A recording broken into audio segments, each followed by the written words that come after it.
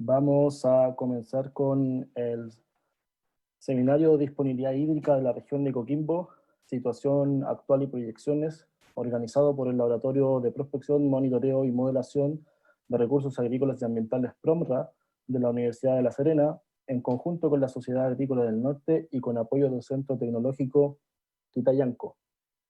Esta actividad nace de la permanente vinculación de la Universidad de La Serena y el Laboratorio PROMRA con los usuarios del agua en la región de Coquimbo en todas sus escalas.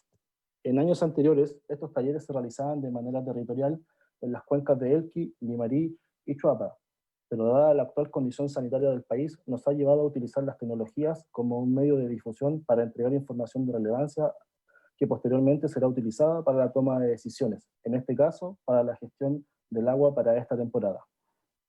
Mi nombre es José Luis Ortiz, ingeniero agrónomo encargado del área de hidrometría e vinculación del laboratorio PROMRA y actuaré como moderador de esta actividad.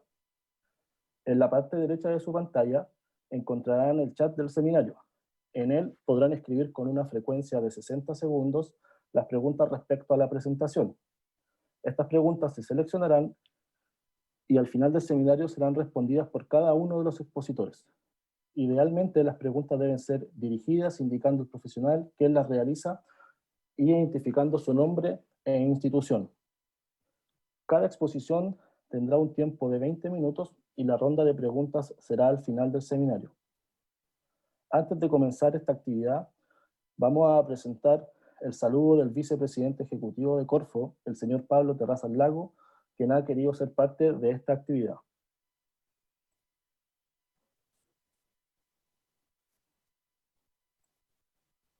Al final del seminario. Antes de comenzar. Desde la Corfo quisiera mandarle un saludo a todos quienes están participando de este seminario, ¿no es cierto?, organizado por el Centro Tecnológico Quitayanco, una gran iniciativa, un consorcio que ha promovido la Corfo para enfrentar uno de los grandes desafíos que tenemos como país, enfrentar una sequía y el avance del desierto en la macrozona norte. Sabemos que el cambio climático ha llegado para quedarse, pero también sabemos que con el uso de nuevas tecnologías y mejorando las técnicas que utilizan nuestras entidades productivas del país, podemos dar un mucho mejor aprovechamiento a este escaso recurso que es el agua. Así que espero que este seminario sea muy provechoso.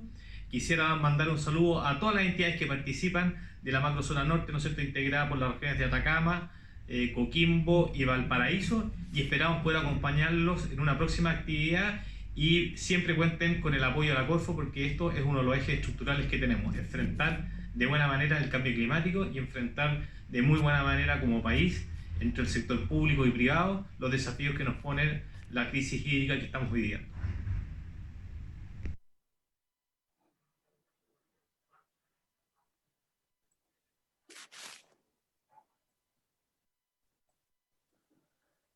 Le damos las gracias al equipo de Corfo y en este caso al vicepresidente ejecutivo, el señor Pablo Terrazas Lagos. En esta oportunidad nos acompaña el ingeniero agrónomo Pablo Álvarez Latorre, doctor en gestión de recursos hídricos, académico del Departamento de Agronomía de la Universidad de La Serena y director del laboratorio PROMRA. El ingeniero agrónomo Jorge Núñez Cobo, doctor en recursos hídricos, académico del Departamento de Ingeniería de Minas de la Universidad de La Serena e investigador del Centro del Agua para Zonas Áridas y Semiáridas de América Latina y el Caribe, CASALAC. Con esto le damos el pase a don Jorge para que nos pueda presentar el impacto de los antecedentes climáticos sobre las proyecciones hídricas en la región de Coquimbo.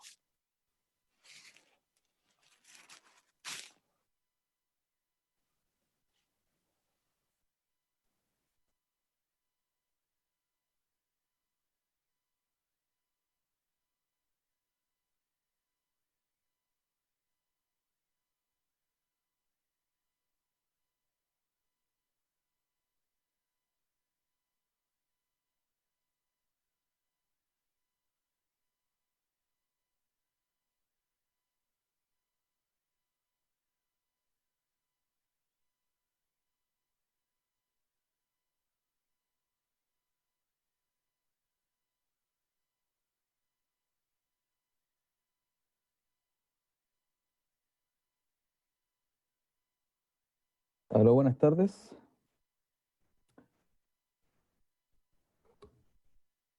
Bueno, en el entendido de que se escucha bien, ¿cierto?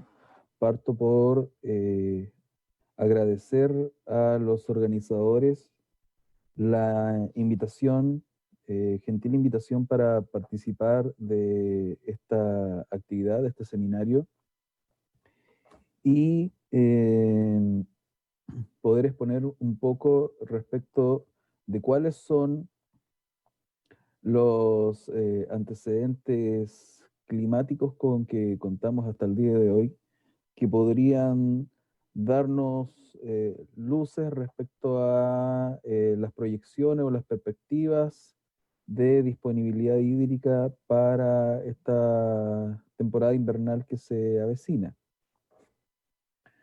La presentación básicamente va a tener 4 puntos: el estado actual de las precipitaciones en Chile, las causas potenciales de la condición seca en Chile, fundamentalmente zona central o centro-norte, una pequeña síntesis de los conceptos presentados, y finalmente el panorama o la perspectiva que uno puede derivar de estos antecedentes.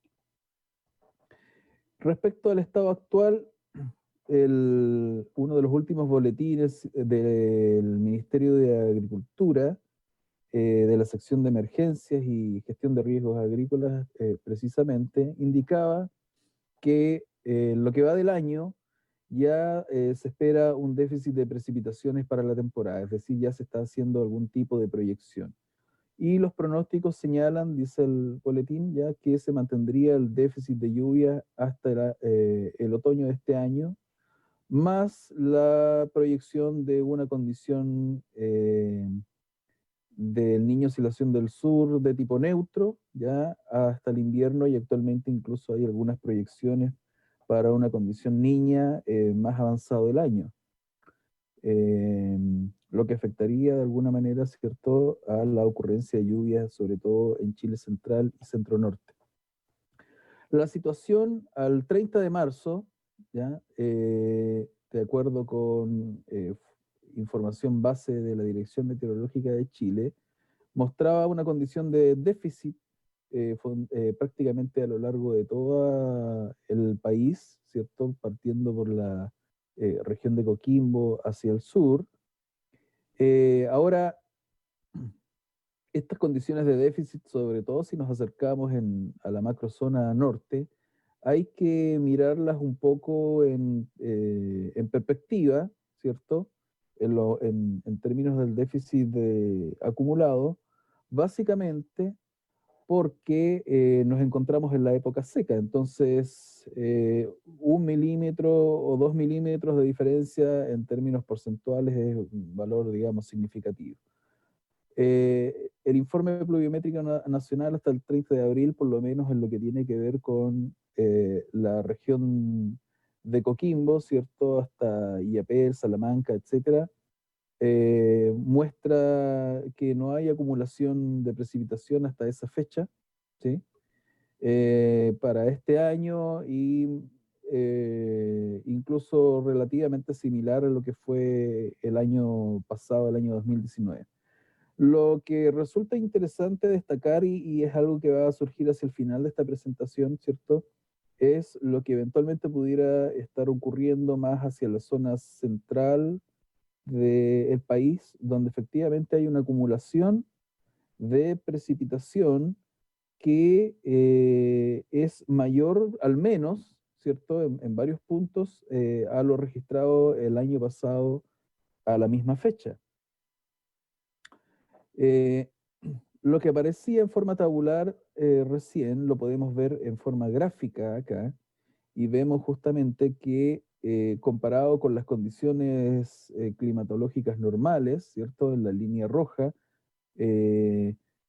nos encontramos al año 2020 en azul, ¿cierto?, en condiciones de menor acumulación en prácticamente todas las zonas del país, ¿ya?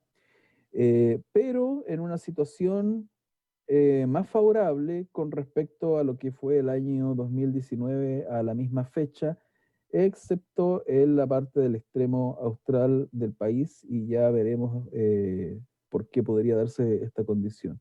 Entonces la pregunta que uno podría hacerse es si este patrón, ¿cierto?, de una acumulación de precipitación a esta fecha, mayor que la del año pasado, ¿cierto?, a la misma fecha, podría continuar, podría ser una tendencia que se mantuviera, y en nuestro caso particular, si este patrón podría alcanzar, cuando se inicie el periodo invernal, podría alcanzar incluso a la región de Coquimbo.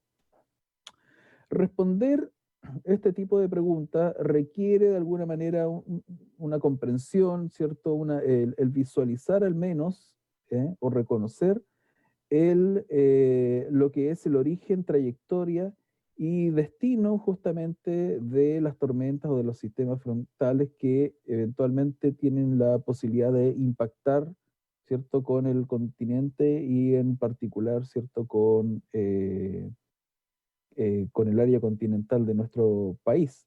Y eso se produce fundamentalmente a través de esta zona, ¿cierto?, que es la zona fundamental de ruta de las tormentas en la época invernal. Eh, en términos de condiciones medias, si nosotros miramos la siguiente figura, ¿cierto? Un porcentaje importante de las tormentas que impactan a Chile continental en el periodo invernal corresponde a frentes fríos, ¿ya?, asociados a esto que se conoce como la banda circumpolar de sistemas migratorios de bajas presiones que están asociados, ¿cierto?, al cinturón de vientos del oeste. Y la estacionalidad de estas precipitaciones, ¿ya?, particularmente en Chile central y centro-norte, obedece a la contracción y el desplazamiento longitudinal de esta zona de altas presiones que conocemos genéricamente como el anticiclón subtropical del Pacífico sureste. Entonces, esta es como la imagen promedio, ¿sí? Esta es la imagen promedio en general. Es importante destacar, y me gustaría justamente que pudieran poner atención a esta zona de acá, que se corresponde con el corredor de rutas de tormentas que veíamos anteriormente, y la dirección de los vientos, ¿cierto? Y el hecho de que nosotros estamos ubicados, vamos a usar una terminología, ¿cierto?, muy agrícola de riego, estamos ubicados aguas abajo, ¿cierto?, de esta zona cercana a Oceanía y particularmente Australia. El hecho de estar ubicado aguas abajo significa que lo que ocurra en esta zona se propaga de alguna manera y puede llegar a impactarnos a nosotros.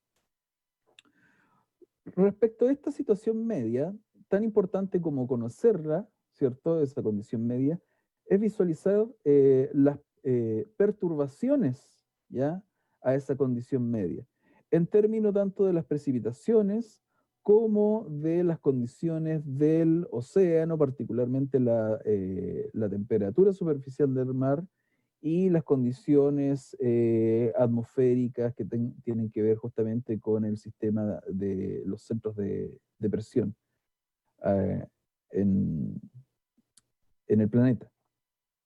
Y lo anterior, esa visualización tanto para años de sequía, como es lo que vemos acá en términos de las sequías históricas, ¿sí?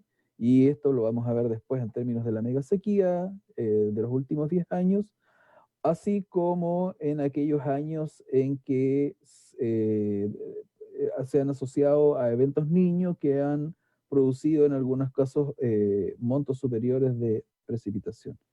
Pero respecto a la condición media que veíamos antes, es interesante destacar que en las sequías históricas, el patrón general en el Pacífico, ¿cierto?, era una zona de anomalías negativas de temperatura superficial, es decir, aguas más frías que el promedio, y una zona acá más cálidas cercano a Oceanía. Y en términos de presiones, unas zonas, ¿cierto?, de altas presiones acá, en este punto, y una zona de bajas presiones justamente en esta zona de acá. Esta situación se ha visto reforzada en el caso de la mega sequía de los últimos 10 años, como pueden ver ustedes en las siguientes imágenes, y justamente se ve robustecida la zona de altas presiones y así como la zona de bajas presiones. Y además, esta zona cálida de acá también se ve mucho más reforzada en la condición mega sequía de los últimos años. Entonces, lo que se ha encontrado para tratar de explicar la situación, ¿cierto?, en que nos hemos encontrado durante la última década, es que las condiciones de déficit de precipitación en la zona central y que también nos alcanzan a tocar a nosotros en la zona centro-norte, en la región de Coquimbo en particular, muestran una asociación con un dipolo, y acá están marcadas dos cajitas, ¿cierto? Una acá cerca en la zona subtropical, y otra zona ubicada acá en lo que se conoce como la región del mar de Amundsen-Bellinghausen. ¿Ya? La diferencia de presión entre estas zonas ha estado correlacionada o asociada justamente con un índice de déficit de precipitación. Y vemos que en la medida que este dipolo o este diferencial se fortalece, las precipitaciones disminuyen y por lo tanto el déficit se hace mayor. Y en los puntos rojos acá representan justamente los años, ¿cierto?, de la última década que son consistentes con la mega sequía. Es decir, a mayor diferencial aumenta el déficit. ¿Cuál es el problema? El problema es que los datos y simulaciones climáticas muestran justamente que hay una tendencia a que este diferencial vaya aumentando con las décadas, es decir, una tendencia a un aumento del nivel, ¿cierto?, de las presiones en esta zona, como lo vemos acá en esta gráfica. Acá se incluye justamente los últimos 10 años, y por otro lado, una tendencia a una disminución, ¿cierto?, de las presiones o anomalías de la presión cada vez más negativas, justamente en estas zonas de bajas presiones cerca del mar de Amundsen-Bellinghausen. Ahora, ¿qué factores en general nosotros hemos considerado para tratar de pronosticar las precipitaciones, sobre todo en la época de otoño-invierno en nuestra zona central y centro-norte y particularmente en la región de Coquimbo? Por un lado, ¿cierto?, lo que hemos conocido por muchos años es la condición del Niño, ¿sí? Sobre todo que se empezó a desarrollar muy fuertemente la investigación en los años 60 y por lo tanto se entendía que el fenómeno El Niño, Oscilación del Sur o ENSO, explicaba gran parte de la variabilidad interanual de las precipitaciones, ¿cierto?, en gran parte de Chile. Ahora, esta concepción, al igual que ese hecho afirmado, ¿cierto?, ha ido cambiando en los últimos años. Y en efecto, porque por ejemplo, el Niño Godzilla del año 2015-2016, que justamente podemos ver acá visualizado o representado, tuvo muy poco impacto en las precipitaciones, ¿cierto?, en Chile central. Y eso lo vemos acá. En general teníamos que en la medida que aumentaban las condiciones de fenómeno El Niño, teníamos históricamente, ¿cierto?, desde los más o menos de los años 29 o 30 hasta el día de hoy, un régimen de precipitación por sobre lo normal, por sobre el 100%, es decir, condiciones de superávit. Y en la medida que teníamos condiciones niña, en general teníamos un patrón de precipitaciones de déficit. Lo que ha ocurrido lamentablemente, ¿cierto?, en la última década, es que a pesar de tener incluso eventos niños muy fuertes, como el del año 2015, los registros de precipitación en la zona central, por ejemplo, se mantuvieron siempre en condición de déficit, ¿sí? Ahora, junto a lo anterior, empezaron a surgir, ¿cierto?, nuevos factores ya para tratar de explicar las condiciones climatológicas globales y estudios también particularmente en Chile, y por lo tanto surgió el estudio de la influencia que tenía un nuevo patrón climático oceánico conocido como la oscilación decadal del Pacífico. Y en efecto, porque en los últimos 350 años, por ejemplo, en la historia de sequías en Chile, surgía más o menos una correspondencia, un patrón de correspondencia en que en condiciones de oscilación decadal del Pacífico frías, es decir, con temperaturas por inferiores, ¿cierto?, a la condición media, eran coincidentes con periodos, ¿cierto?, de sequías importantes en nuestro país. Acá estamos hablando de justamente de la mega sequía o de la sequía de las últimas décadas.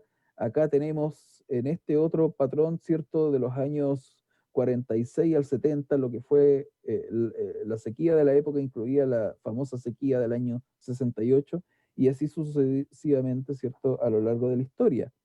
Y por lo tanto, parecía esperanzador encontrar un factor, digamos, que pudiera explicar justamente la condición seca.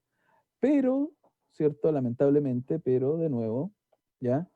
Los datos han mostrado que para justamente el último periodo, las últimas décadas, a pesar de que se han presentado, y sobre todo después del año 2014, ¿cierto?, una condición de oscilación decadal del Pacífico cálida y fuertemente cálida, eso no se tradujo en un incremento significativo de las precipitaciones en la zona centro, y también lo hemos visto en la zona centro-norte del país. Entonces, a pesar de que la oscilación decadal del Pacífico explicaba en parte, ¿cierto?, el régimen de precipitaciones en Chile central y en nuestra región de Coquimbo igualmente, sobre todo lo que tiene que ver la parte de caudales, ¿ah? Esta oscilación no era suficiente para explicar totalmente la condición actual. Por lo tanto, surge, ¿cierto?, y sobre todo en los trabajos de colegas del Centro del Clima y la Resiliencia, CR2 de la Universidad de Chile, el interés por intentar encontrar nuevos factores. ¿Por qué? Porque lo que nosotros conocíamos fundamentalmente era de que podíamos explicar el déficit o superávit de precipitaciones en base simplemente al fenómeno ENSO. Y la mega sequía de los últimos 10 años ha propuesto el surgimiento de nuevos factores. Entre esos factores, lo que parecía en la imagen, en la primera imagen, justamente, un robustecimiento de la condición cálida del océano, justamente en esta zona subtropical en dirección a Oceanía. Esta condición robustecida no estaba presente, si recuerdan la imagen anterior, en lo que se denominó las sequías históricas de Chile, ¿sí? Entonces, la pregunta es, esta condición particular que se ha visto sobre todo robustecida en los últimos 10 años, en la última década, ¿tendrá alguna influencia en el déficit de precipitaciones? Primero vemos justamente que esta zona siempre ha estado presente, ¿ya? La diferencia está en que, sobre todo, en las últimas décadas ha habido una tendencia a un robustecimiento de la anomalía de temperatura, es decir, a condiciones mucho más cálidas que lo que fue históricamente, ¿sí?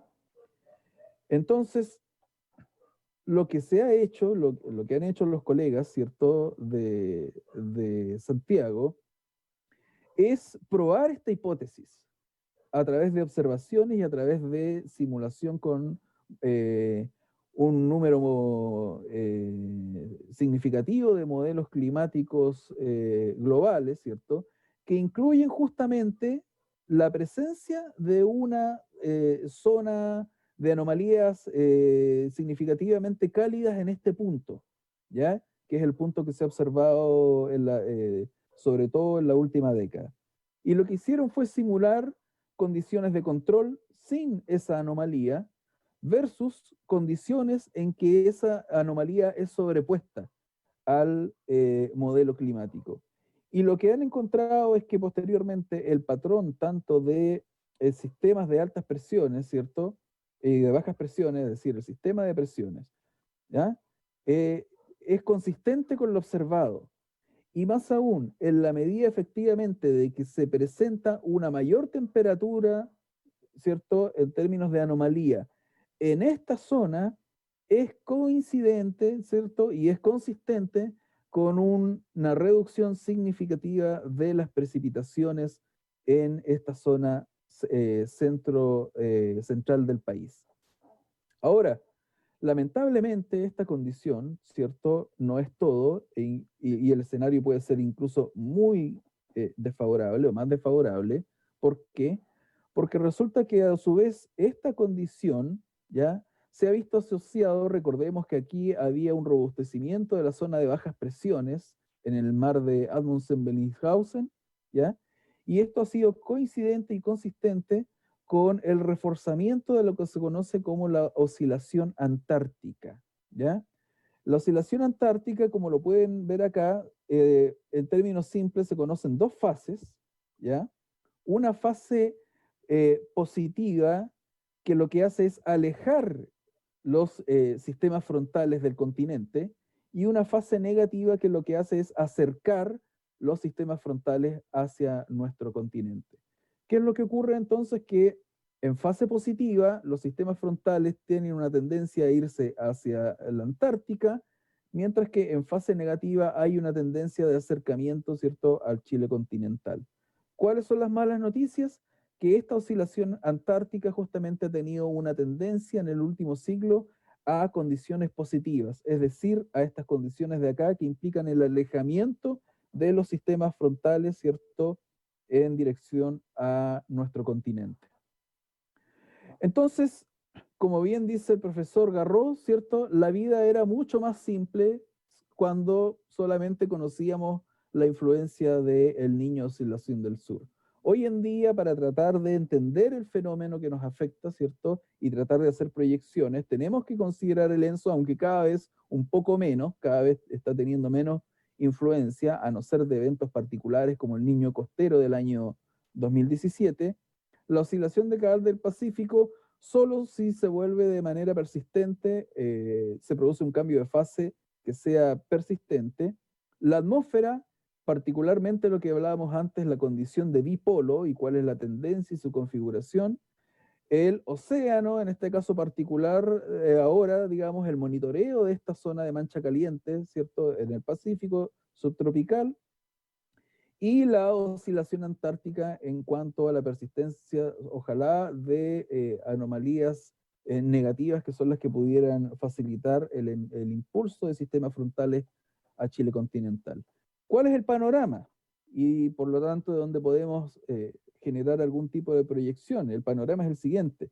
Si esta era la condición del océano en abril del año 2019, y ahí teníamos la denominada mancha caliente, la situación al año abril de este año, ¿cierto?, es que esa zona de mancha caliente está más robustecida.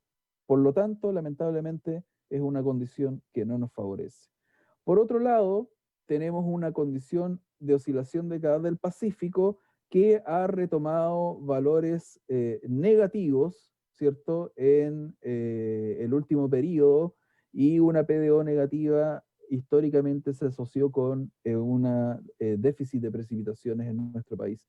Si además esto lo vinculamos con actualmente condiciones niño neutro y con tendencia a una condición fría en la medida que va avanzando el año, las condiciones La Niña entonces podrían verse incluso reforzadas o amplificadas si este PDO negativo persiste a lo largo del año. Desde el punto de vista de la oscilación antártica, los dos últimos inviernos, estas son condiciones, digamos, invernales, los dos últimos inviernos ha presentado una condición de anomalía negativa, lo que favorece el impulso de sistemas frontales, digamos, al continente, y efectivamente, si ustedes se fijan, en lo que va corrido de este año, 2020, estamos teniendo de alguna manera un pequeño patrón, ¿cierto?, con algunas condiciones de anomalías negativas. Incluso para este mes también, en estas semanas, también se han registrado condiciones negativas, lo que podría ser entonces un facilitador de envío de sistemas frontales hacia el continente. Y respecto del sistema de presiones, si esta era la condición promedio del año 2017 al 2019, es decir, un anticiclón acá reforzado, ¿cierto?, y el dipolo bastante en una configuración tipo, ¿cierto?, como de la última década, con bajas presiones acá y altas presiones acá. Al mes de abril de este año, fíjense ustedes que la configuración tiene una forma un poco diferente, es decir, el centro de más altas presiones está un poco desplazado hacia Magallanes, y eventualmente, si ustedes se fijan, pudiera ser que esto se convirtiera en una especie de corredor que permitiera o que facilitara, a diferencia de los años anteriores, una mejor llegada de sistemas frontales a Chile continental, pero haciéndole el quite a la zona de Magallanes. Justamente, y pareciera ser que esa es la condición, ¿cierto?, que le he denominado acá un efecto corredor, ¿ya?, que podría ser la condición que tenemos actualmente, es decir, en la zona justamente del extremo austral, las precipitaciones de este año están muy por debajo, ¿cierto?, de lo que fueron el año pasado, es decir, hay un bloqueo, una dificultad para que los sistemas frontales impacten la zona de Magallanes. En cambio, en la zona central del país hay una leve tendencia a que este año la acumulación de precipitaciones esté por sobre lo que fue el año pasado, ¿sí?, en distintas estaciones. Por lo tanto, ¿cierto? Y esto se condice con las figuras y tablas que mostrábamos al inicio de la presentación. Como estamos en la zona norte todavía, en un periodo en que prácticamente no tenemos registros históricos de precipitaciones significativas, todavía no podemos, digamos, tener conclusiones muy anticipadas.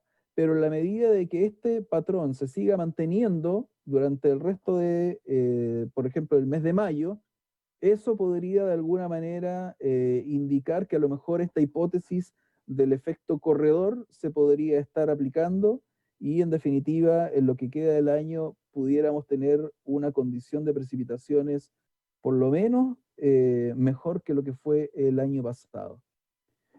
Así es que terminamos esta presentación. Agradecemos al doctor René Garró, quien personalmente, ¿cierto?, de manera muy gentil accedió a compartir muchos de las figuras, digamos, de su trabajo con nosotros, y el realizar esta presentación implicó la revisión de fuentes de información, de distintas fuentes, como el Centro Internacional del Fenómeno del Niño, la Agencia NOAA de Estados Unidos, Dirección Meteorológica, Ministerio de Agricultura, así como distintos trabajos y publicaciones. Muchas gracias. Bueno, le damos las gracias al profesor Jorge Núñez, que nos ha hecho esta presentación respecto al impacto de los antecedentes climáticos sobre las proyecciones hídricas en la región de Coquimbo. Recuerden entregarnos sus preguntas mediante el chat para poder anotarlas y hacérselas al final de la sesión a los expositores. Ahora le vamos a dar el paso al profesor Pablo Álvarez para que nos pueda exponer la situación y perspectivas hídricas en la región de Coquimbo.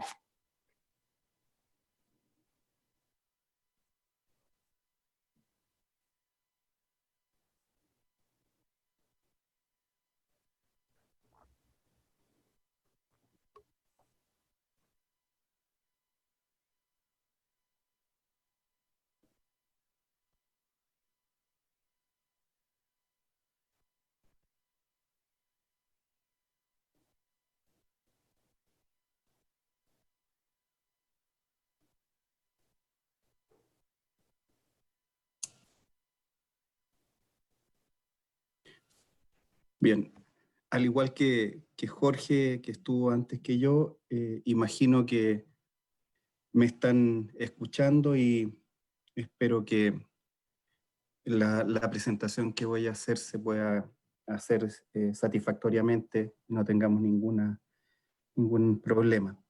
Bueno, antes que ninguna cosa, agradecer a la Corfo, que ha permitido que en el fondo desarrollemos este Centro Tecnológico Quitayanco, un centro que está pensado para soluciones tecnológicas vinculadas al recurso hídrico, y poder de esa manera, a través del conocimiento y las capacidades que hay en el país, ir resolviendo parte de las dificultades y transformarlos también en una oportunidad.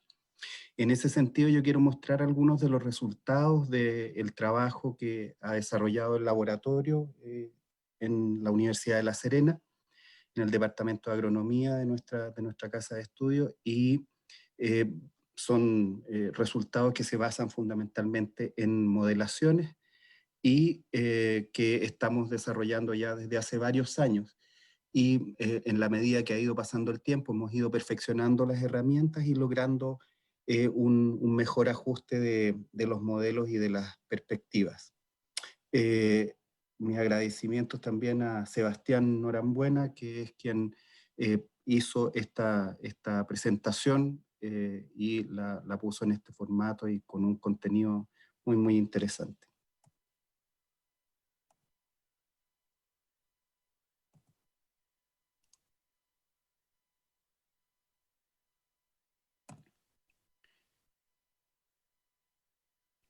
Bien, lo que nosotros hacemos para que también se interprete en la justa medida, y nosotros de ninguna manera pretendemos establecer lo que va a ocurrir. No, de ninguna manera no nos acercamos en nada a aquello. Lo que hacemos es que a través del conocimiento de los indicadores que Jorge mencionaba hace un rato, generamos en el fondo escenarios de precipitación que tienen una determinada probabilidad y que son seleccionados. O sea, en el fondo no es que tomemos la totalidad de la serie de precipitaciones de una determinada estación meteorológica, sino que tomamos una serie seleccionada en función de los indicadores que Jorge mencionaba hace un rato, y a esas serie de datos le calculamos en el fondo las probabilidades y podemos asignar en el fondo escenarios que tienen una mayor o menor probabilidad de ocurrir. Entonces, siempre establecemos lo que llamamos un escenario base, en el que suponemos, el fundamento es no llueve nada durante toda la temporada. De tal manera que, por supuesto, es desastroso porque es el escenario en el que suponemos que no va a caer ni una sola gota y que, por lo tanto, los ríos van a disminuir sus caudales y todo, pero define el nivel base de la pluma o de los posibles resultados de las modelaciones. Eso es muy bueno. Y por el otro lado, en el otro extremo, determinamos un escenario que lo denominamos como un escenario optimista, en el cual nos ponemos en el rango del 75% de las precipitaciones en el fondo, y por lo tanto estamos en el límite de las precipitaciones más altas. O sea, en el fondo, si yo ordeno las precipitaciones y le asigno una probabilidad, estamos poniendo las precipitaciones del 25% del cuarto, ¿cierto?, de la serie temporal más altas para la temporada. Lo mismo, si definimos un escenario pesimista, estamos en el 25% más bajo de las precipitaciones. Y en el escenario moderado, estamos exactamente en el 50% de las probabilidades de un determinado nivel de precipitación.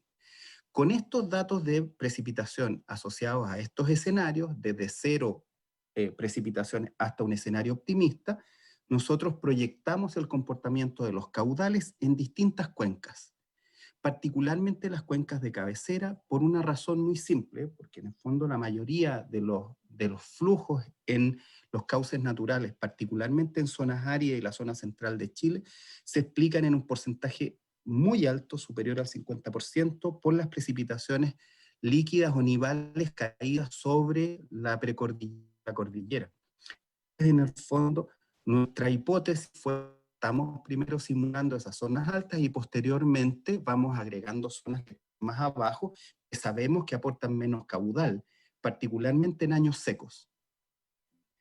Dada esta condición, entonces empezamos a hacer las proyecciones de que ustedes ven acá en cúbicos, y acá abajo están las fechas. Entonces van a ver una estación hidrométrica que se llama Estero Derecho en Alcohuas, que queda en el Valle del Elqui, en la cuenca del río Elqui, y está en la desembocadura del río en el.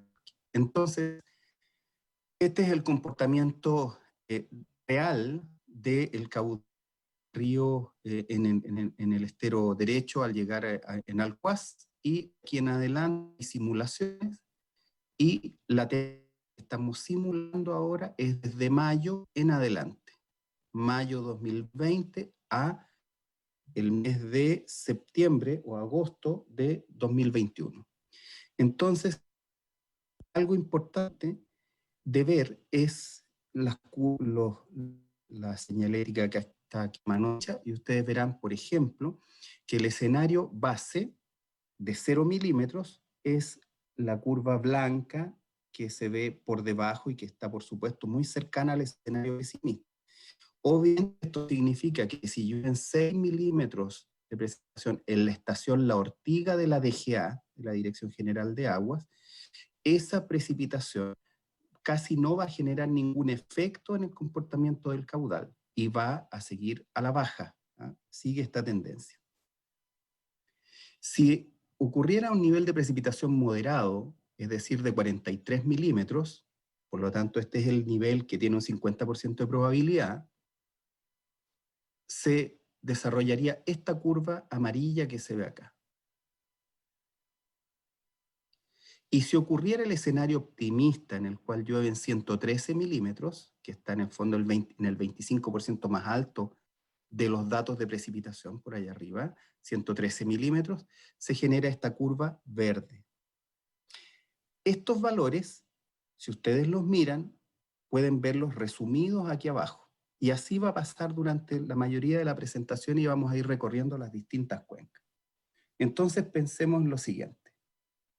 Si en la temporada 2014-2015, que era la más seca que conocíamos hasta antes del 2019, por esa estación, o sea, Estero Derecho en Alcohuas, pasaron en total en la temporada, en 12 meses, 12,4 millones. En la temporada que representa el escenario base, o sea, sin precipitaciones, pasarían 9. O sea, menos que 2014-2015. Si el escenario fuera pesimista, pasarían 9,1. Si el escenario fuera moderado, y aquí está una cosa que es importante, pasarían apenas 11,2. O sea, en el fondo, ¿qué es lo que queremos decir? Cambiamos un poco la mirada. Necesitamos que llueva más de 43 milímetros porque con 43 milímetros no alcanzamos a parecernos al 2014-2015. Ese es en el fondo el resultado relevante. Y si precipitaran 113 milímetros, o sea, si el escenario fuera optimista, en ese escenario se generan alrededor de 18 o 19 millones, que es apenas 3 millones mayor, 3 millones de cubos en la temporada, de metros cúbicos en la temporada, 3 millones apenas superior a el volumen que se genera en esta cuenca en el 85% de los, que es igualado o superado en el 85% de los años. O sea, en el fondo, la cuenca, entre comillas, tiene una deuda, en el fondo, en el espacio poroso que está contenido dentro de ella. Y el modelo lo refleja porque, en el fondo, en la medida que llueva, se paga primero la deuda y posteriormente hay escorrentía. Entonces, en el fondo, se necesitan precipitaciones relativamente altas para que esto cambie. Vamos a la siguiente imagen.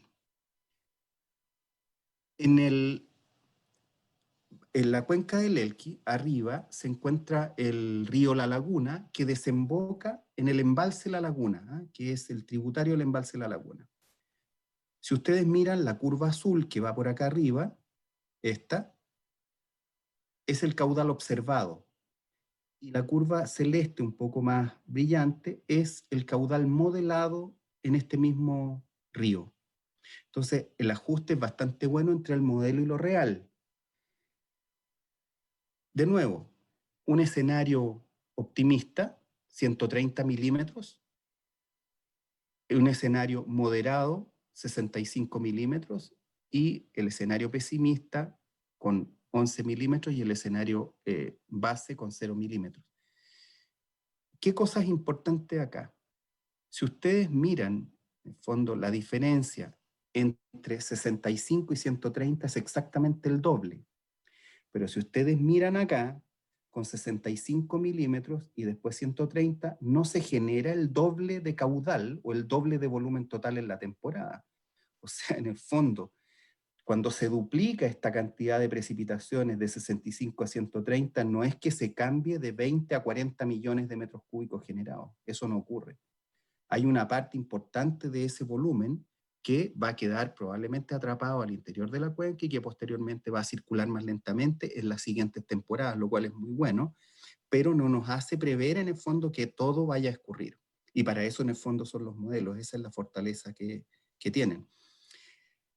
En un año como el 2014-2015, en esa temporada, entraron al embalse La Laguna o circularon por este río, en entrada al embalse La Laguna, 18,2 millones. En un año moderado pasarían 20,1, es decir, alrededor de 2 millones, un poquitito menos que en un año como el 2014-2015. Y para eso se necesita que precipiten 65 milímetros en la laguna. Y eso, por supuesto, no ha ocurrido. Hasta el minuto el nivel es cero. En el escenario optimista de 130 milímetros se generan 34 millones de metros cúbicos en la laguna y el volumen que ingresa al embalse La Laguna con 85% de probabilidad de ser igualado o superado es 30 millones. Entonces, para que estos dos números se parezcan, en realidad se necesitan alrededor de 100 milímetros y un poco más. Y por lo tanto, en el fondo, en esto uno tiene que empezar a pensar que hay una cuenta. En el fondo, mayo, junio, julio son los meses de mayores precipitaciones. En la medida que van pasando los meses y queda menos tiempo del invierno, la probabilidad de que las precipitaciones se concentren en total en el resto de los meses, por supuesto, disminuye. Entonces, empieza a transformarse en una condición más bien extraña el resolver la totalidad del problema. Uno tiene menos tiempo y menos eventos para resolverlo, por lo tanto, lo que empieza a pedir el sistema es que los eventos sean raros, sean extraños, que ocurran anomalías, cosas que en el fondo no son comunes. Y en el fondo, habiendo pasado mayo ya, es muy probable que empecemos a necesitar aquello. ¿Qué cosa pasa con el caso del Elqui? Aquí nosotros desarrollamos un modelo, una regla de operación, qué sé yo, hicimos todo un trabajo con las organizaciones. Y les comento, este dato, el embalse La Laguna, el volumen que tiene guardado en este minuto es 35 millones aproximadamente y Puclaro tiene alrededor de 135, que es el siguiente embalse. 35 de 40 y 134 o 135 de 200 y algo. Y el desmarque, o sea, la proporción de agua que se distribuyó en la temporada que acaba de pasar o que está pasando ahora, que está ocurriendo y que llega hasta agosto, hasta fines de agosto, fue de un 30%. Esto fue una decisión muy adecuada en nuestra opinión, porque este 30% de desmarque, o sea que en el fondo por cada acción, en vez de entregar 1 litro partido por segundo, se entrega 0,3 litros partido por segundo puestos en bocatoma de canal. Eso es lo que quiere decir esto. Este número ha garantizado o podría garantizar que en el fondo en la siguiente temporada, o sea, en la 2021, en la 2021, fuera posible provisionalmente, en el fondo, entregar alrededor de un 30%. Si se entregara un 30% de desmarque en la siguiente temporada, pensando en un escenario base, que en el fondo es bastante negativo, y proyectándolo a partir de ahora, en el fondo faltan meses de invierno, pero si yo me parara en este minuto y me preguntaran qué pasaría si no lloviera nada y llegáramos al mes de agosto, entonces la recomendación sería, si usted en la próxima temporada da un 30% de desmarque como organización, entonces lo va a poder hacer y la consecuencia es que termina con el embalse Puclaro en septiembre del 2021 con 80 millones de metros cúbicos y la siguiente temporada tendría que dar un 27% de desmarque. Si decidiera dar un 32% de desmarque en la siguiente temporada, o sea, en la 2021, terminaría con el embalse Puclaro con 65 millones y en la siguiente temporada tendría que dar un desmarque de 25%. Aquí hay otro escenario con 28 y 30, terminando con 95 millones y 28% de desmarque para la siguiente temporada, 30, generan 80 millones guardados en Puclaro en la siguiente temporada y 27 puntos de desmarque en la siguiente temporada. Entonces, ¿qué es lo relevante? Que las organizaciones en el fondo empiezan a ver, y así lo hacen porque me consta, empiezan a mirar no solamente el escenario de la temporada en la que están, sino que empiezan a mirar una siguiente temporada, lo cual está muy bien, porque las decisiones de hoy día generan un efecto en la siguiente temporada. Gracias a eso, eventualmente esta temporada se va a poder dar un desmarque que habría sido bastante menor si hubiesen dado un desmarque más alto en la temporada anterior. Pasamos a Limarí. Esta proyección es el río Cogotí en Fragüita. Esto es comuna de Combarbalá. El escenario es bien complicado. Aquí está el dato observado, que es la curva azul oscura, y la celeste más brillante es el caudal modelado. Estos caudales están muy bajos, bajo los 100 litros partido por segundo, y durante el verano tuvieron periodos de menos de 90, 70 litros partido por segundo en el río, lo cual genera una condición, por lo menos para la comuna de Combarbalá, tremendamente crítica y compleja. Esa condición, si se diera un escenario base, un escenario pesimista, se va a mantener y se va a empeorar. Si el escenario fuera el moderado, mejora la condición y se empieza a parecer un poco a la condición que traían en el año 2018. O sea, en el fondo se necesita un escenario moderado de alrededor de 80 milímetros para salir de la condición actual. Si ustedes miran en el año 2014-2015, el peor que teníamos hasta esta fecha, pasaron 7,5 millones por ese lugar, por esa estación. Si se diera el escenario moderado, o sea, con 80 milímetros de precipitación, pasarían 12,4 millones. Y el año considerado con 85% de probabilidad de excedencia genera en ese mismo punto 13,7 millones. Entonces, en el fondo, para alcanzar recién a un valor más o menos razonable de manejo, para las condiciones del lugar se necesita que llueva de todas maneras más de 80 milímetros para empezar a parecerse en algo a estos 13,7. El escenario optimista generaría, por supuesto, un caudal notablemente mayor, pero eso requiere 167 milímetros de precipitación. Este Río Grande en las Ramadas, está la curva celeste oscura, que es el caudal observado, y la celeste clara, que es el caudal modelado. Anda bastante bien el modelo, y aquí están las proyecciones en función de los escenarios de precipitación. Con 0 milímetros, en el fondo no hay pic, por supuesto, y se va inmediatamente al caudal basal, llegando a valores que se van a mover en torno a los 300 litros partido por segundo, lo cual, por supuesto, afortunadamente todavía no nos ha pasado.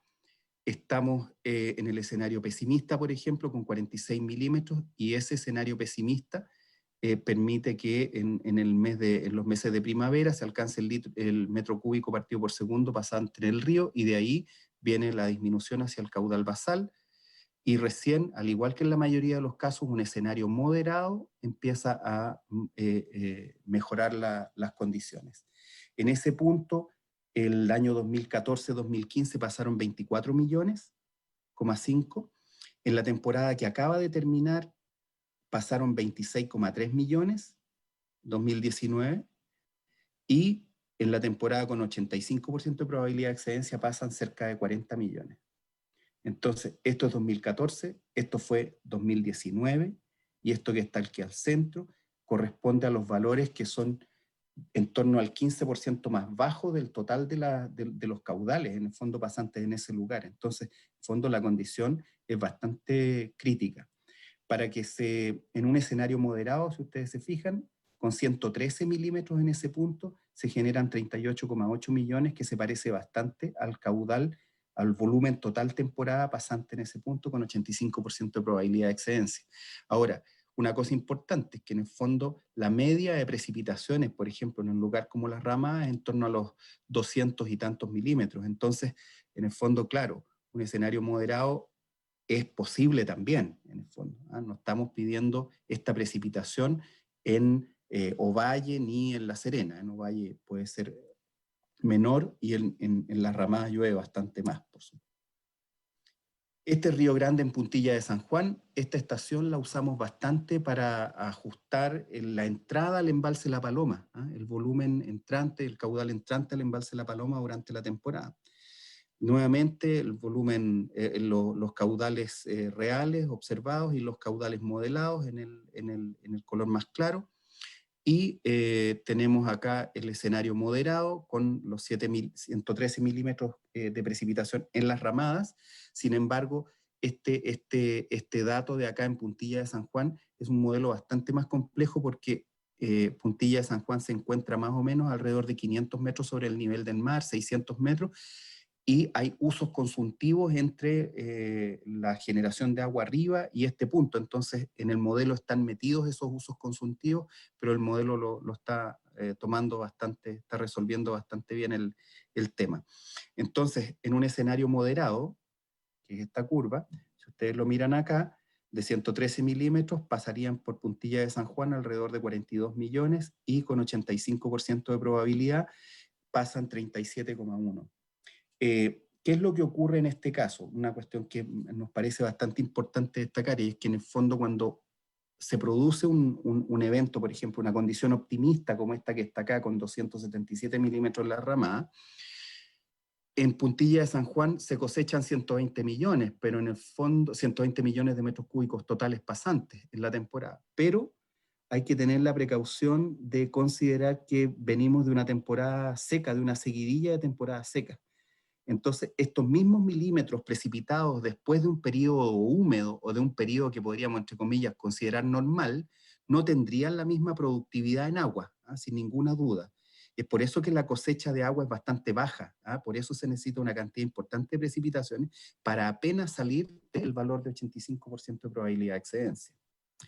¿Qué significa esto? Que si nosotros miramos un valor de generación en las ramadas, en las ramadas de alrededor de 90 y tantos millones, esta curva en los escenarios más pesimistas genera un ingreso al embalse La Paloma de alrededor de 100 millones, ciento y tantos millones, en un escenario a lo menos moderado, o en este caso, ¿cierto?, que habíamos visto, que era el escenario optimista de Río Grande en las ramadas. O sea, si se diera este escenario optimista, a La Paloma no ingresarían en el fondo 300 millones ni nada por el estilo. Lo digo en el fondo para no hacerse la ilusión. A La Paloma entraría bastante menos porque en el fondo la cuenca consumiría una buena parte de esa agua. Finalmente, en el caso de La Paloma, tenemos la dotación 2020-21, 21-22, 22-23. Estas son proyecciones que nosotros hacemos y en el fondo depende, por supuesto, de la regla de operación y de la manera en la que las organizaciones administran este sistema. La decisión de esta temporada ha sido 66 millones de cubos y si la condición fuera pesimista, esa cantidad, por supuesto, se mantiene y terminaría el embalse con 243 millones, partiendo ahora con alrededor de 313. Terminaría con alrededor de 240 y tantos, y vendría la siguiente temporada. Si en esta siguiente temporada, 21-22, ocurriera una entrada del 85% de probabilidad de excedencia, que son alrededor de 60 millones, 50 y tantos millones entrantes a La Paloma terminaría con 236 millones en esa temporada, pero la distribución sería de 43 millones, con la política en el fondo de distribución de 1/3 del volumen guardado, que es el número que está entre paréntesis. Y por acá, si se volviera a repetir la misma situación y tuviéramos otro año con 85% de probabilidad de excedencia, o sea, de un volumen relativamente bajo de aporte, 50 y tantos millones, la distribución sería 41 millones a partir de La Paloma, y se terminaría con 234 millones físicos. Si nos cambiamos al escenario moderado, esto es bien importante porque en el fondo la dotación se mantendría a pesar de ser un escenario moderado y que aunque lloviera más y hubiese un caudal entrante mayor, el caudal entrante es posterior a la toma de la decisión de ajuste en las dotaciones. Entonces, por eso en el fondo depende de lo que los regantes decidan. Pueden decidir correr la fecha de decisión y por lo tanto aquí podría haber un ajuste y un aporte. Pero si no lo corren y toman la decisión exactamente en la fecha en la que normalmente lo hacen, entonces va a seguir siendo 66 millones porque la crecida es posterior. En la temporada 21-22, 53 millones de dotación, y en la temporada 22-23, 47 millones de dotación. Y en el escenario optimista, aquí sí hay cambios, pero en el fondo, como la crecida es tardía, apenas se podrían entregar 8 millones más, excepto que cambiaran, por supuesto, la fecha de decisión y la corrieran hacia adelante. La siguiente temporada se vería bastante mejor, ya subiría a 76 millones, más 2 millones, producto del invierno, si esto fuera con 85% de probabilidad de excedencia. O sea, tendríamos una temporada optimista, una temporada 85% de probabilidad de excedencia y otra temporada 85% de probabilidad de excedencia. O sea, si tuviéramos un escenario optimista, tendríamos, entre comillas, 3 temporadas para recién volver más o menos a una situación como la actual. Entonces, bueno, es lo que esperaríamos. Vámonos a la cuenca del Choapa. En total tenemos aquí en el caso del río Illapel en Las Burras, que es una estación bien importante en el río Illapel, los datos de caudal observado y el modelo.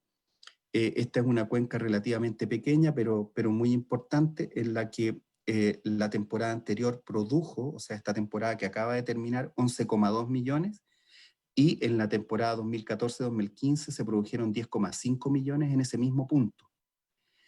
Y en el caso del 85% de probabilidad de excedencia, que ya es bastante complicado, se producen 19,7. O sea, en el fondo ya tenemos aquí, en la temporada pasada ya estamos bastante por debajo del de 85% de probabilidad, y además tenemos recientemente, esta del 2014-2015, que es igualmente bien bajo.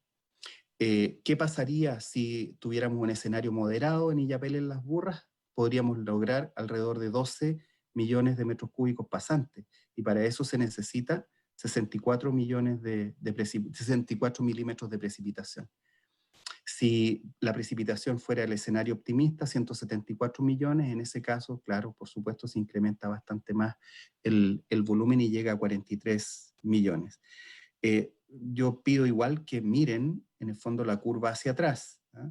Y por lo tanto, si este es el escenario moderado, y por lo tanto este escenario moderado también tiene algún parecido con el 2019 en caso de llover esa cantidad. Para llegar a este comportamiento que aparece acá, que es el del 2018, necesariamente tiene que ser bastante mejor que moderado, ¿eh? Finalmente, la proyección en Choapa, el río Choapa en Cuncumén, que es muy relevante también para ellos y que produce una cantidad muy importante de agua. Aquí está el caudal modelado, el azul un poco más oscuro y el brillante es el modelado. Anda bastante bien el modelo, y me gustaría que se fijaran en la situación de estos caudales modelados y lo que está acá.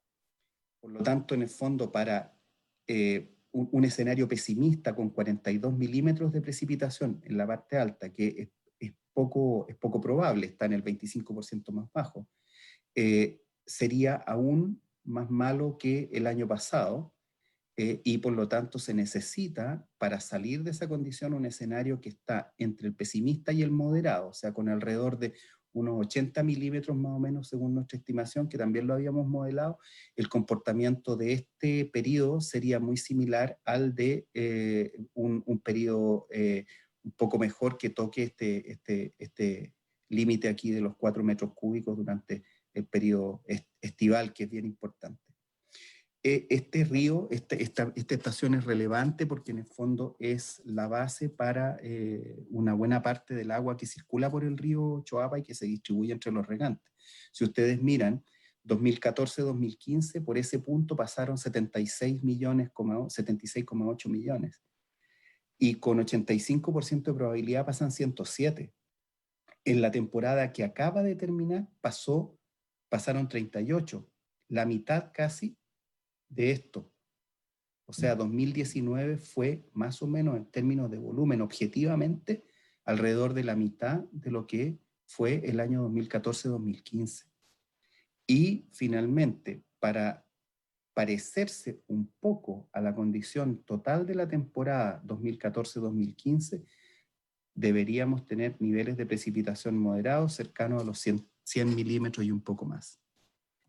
¿Cuál es la consecuencia de esto?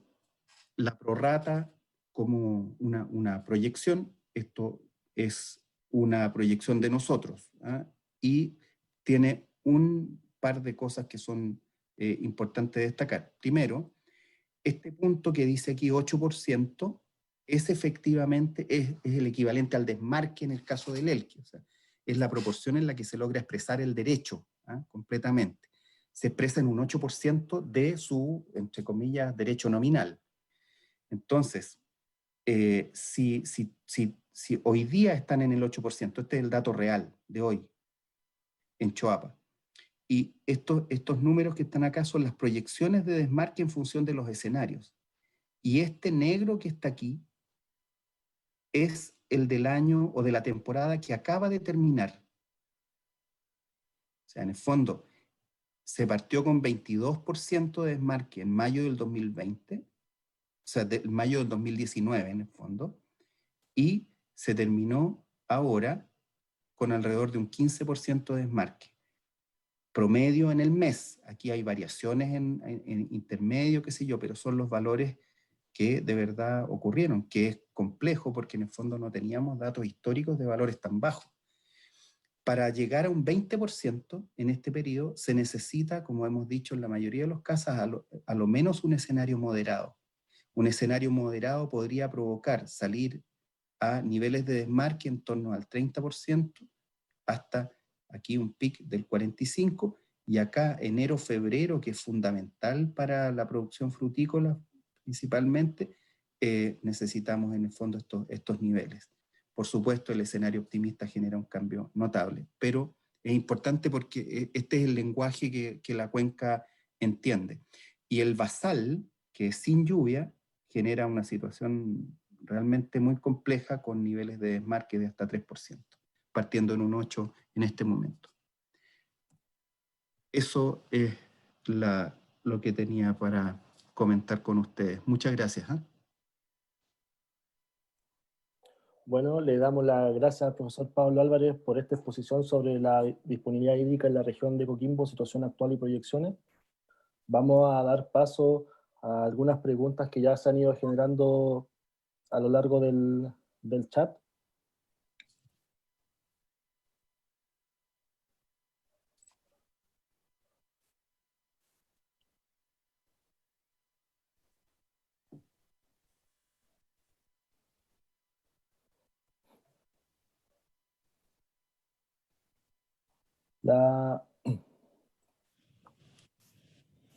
La primera pregunta es para don Jorge. Eduardo Rubio nos consulta, ¿por qué no se puede definir un indicador climático directamente sobre la temperatura del mar? Adicionalmente, ¿se ha estado investigando sobre los ríos atmosféricos y su influencia en la generación de lluvia? Ok, a ver si logro entender. Respecto del monitoreo de las condiciones de temperatura a nivel del mar, sobre todo en el Pacífico, ¿cierto? Vimos en las imágenes que ese monitoreo se hace en muchas zonas distintas, sobre todo en la franja ecuatorial, por eso conocemos lo que es el Niño 3.4, el Niño 1.2, etcétera, es decir, distintas localizaciones en el Pacífico, ¿cierto?, en que se hace monitoreo de la temperatura para posteriormente establecer algún tipo de correlación con lo que ocurre, por ejemplo, con las precipitaciones en Chile. Y esas correlaciones mostraban, por ejemplo, que el punto de monitoreo en el Pacífico, ¿cierto?, conocido como Niño 3.4, ofrecía entonces la mejor capacidad predictiva de la condición de superávit o déficit en gran parte de nuestro país. Ahora,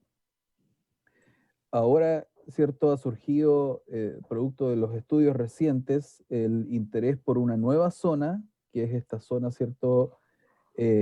Subtropical en dirección a Oceanía, que ahora le estamos poniendo más atención porque ejerce un poder explicativo sobre el déficit de precipitaciones de la última década en Chile. Y eso probablemente hace 4 años atrás, 3 años atrás, o menos, o más, digamos, 10 años atrás, no se sabía.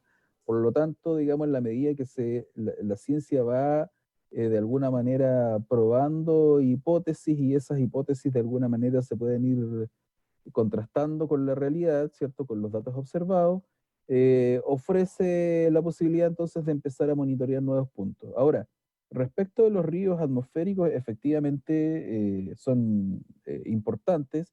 De hecho, sobre todo en la región de Coquimbo, la mayor contribución, ¿cierto?, a la precipitación total anual, ¿ya? El mayor porcentaje viene justamente asociado históricamente a eventos de río atmosférico.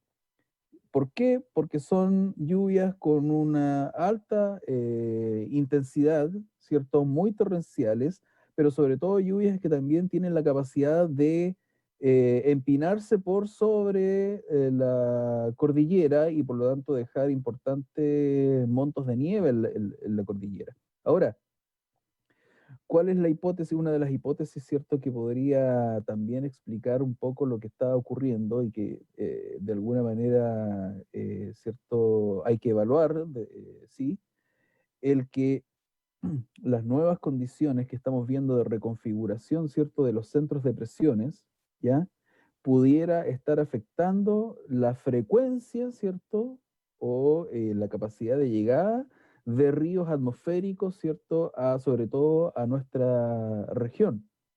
Y es una hipótesis bastante plausible que justamente debido a que hay menos, ¿cierto?, ríos atmosféricos, la proporción de caída de las precipitaciones sea, digamos, del nivel que hemos visto.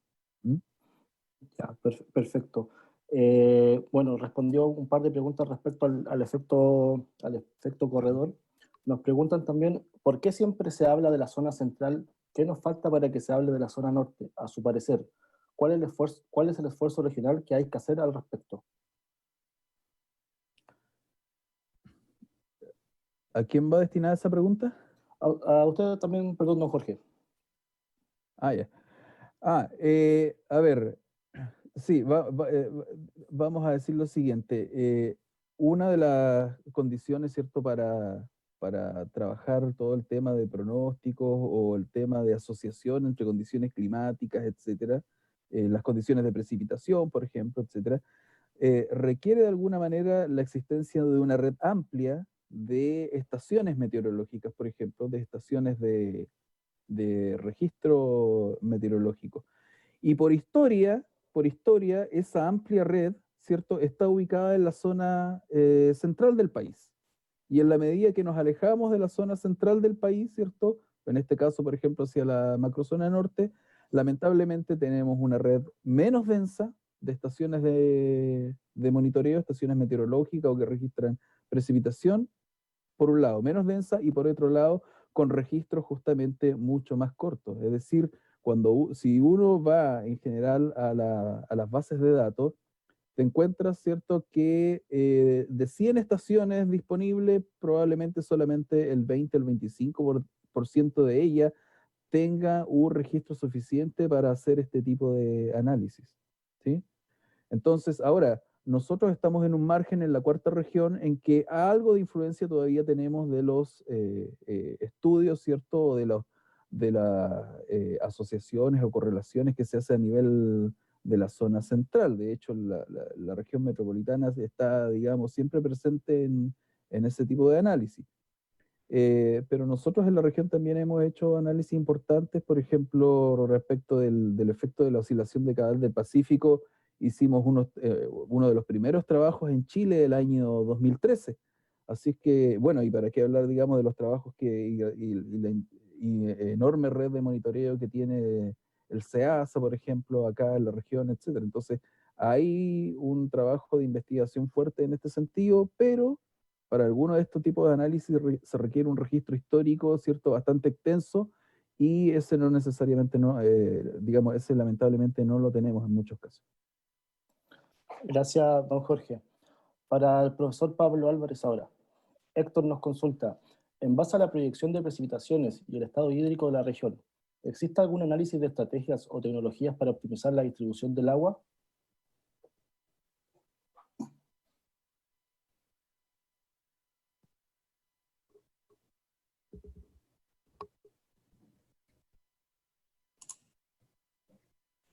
Sí, por parte, o sea, yo puedo hablar, puedo responder desde el punto de vista académico y desde el punto de vista de lo que hacemos en el laboratorio y el consorcio. La primera preocupación que uno tiene es que las decisiones que se tomen respecto a la distribución del agua sean sobre la base de antecedentes objetivos, ¿verdad? Yo creo que todos compartimos aquello. Y yo diría que un avance realmente notable que ha tenido la cuenca de Elqui, Limarí y Choapa dentro de los últimos, no sé, últimos 15 años, es que la cantidad de datos disponibles y la cantidad de información disponible permite que hoy día se acceda a una suficiente información. Siempre es poco, siempre vamos a pensar que no es suficiente la serie temporal que tenemos, que de acuerdo también a lo que comentaba Jorge, siempre queremos tener más y más y más y más datos. Pero hoy día con lo que hay ya podemos decir ciertas cosas objetivas. Entonces lo primero, objetividad, sí, hay antecedentes en muchos casos para tomar decisiones que son objetivas. Lo segundo es que las redes sociales, internet y lo que hoy día además estamos viviendo, dan un nivel de transparencia también a los sistemas que es notable también. O sea, hoy día es muy fácil conocer los datos de lo que está pasando en una cuenca que antes costaba andar 2 horas en una camioneta especial para poder ver físicamente la medición, tomar el dato y volver. Hoy día eso ya existe y por lo tanto, si uno está diciendo, mire, el desmarque es un 34%, se puede de verdad, con las compuertas que existen, ejemplo, voy a decir, Rubicon u otras que son de medición automática, uno puede saber si efectivamente está entrando o no el 34%. Eso, sin duda, esos son avances notables. Pero esos avances notables también van acompañados de una línea tendencial a la disminución de las precipitaciones y una línea tendencial a la disminución de los caudales que por lo menos en la última década se ha hecho sentir claramente. Entonces, afortunadamente esa técnica existe. Y lo tercero es que haya reglas de operación. Yo estoy convencido de que en el fondo las reglas de operación establecen qué hacer con los datos y cómo tomar las decisiones lo más objetivamente posible basado en datos. Y por lo tanto no tener miedo de eso para tomar las decisiones e informarlos también oportunamente. Lo siguiente es, por supuesto, tecnología de medición. Tomar datos, medir. Yo voy a decir una cosa que en general no gusta mucho. Nosotros hemos evaluado, en términos técnicos, si el revestimiento, por ejemplo, de las redes de canales, si uno reviste la totalidad de los canales de una cuenca, si finalmente cosecha más agua o no. Y la verdad es que no. La verdad es que el efecto global no es positivo en su totalidad. Hay lugares donde sí y lugares donde no. No en todas partes tiene sentido revestir. Entonces, nuevamente, el llamado es a mirar, tal como lo preguntaba una persona hace un rato, a mirar más localmente, porque los comportamientos locales, hay mucho que aprender de lo local, mucho, y mucha experiencia.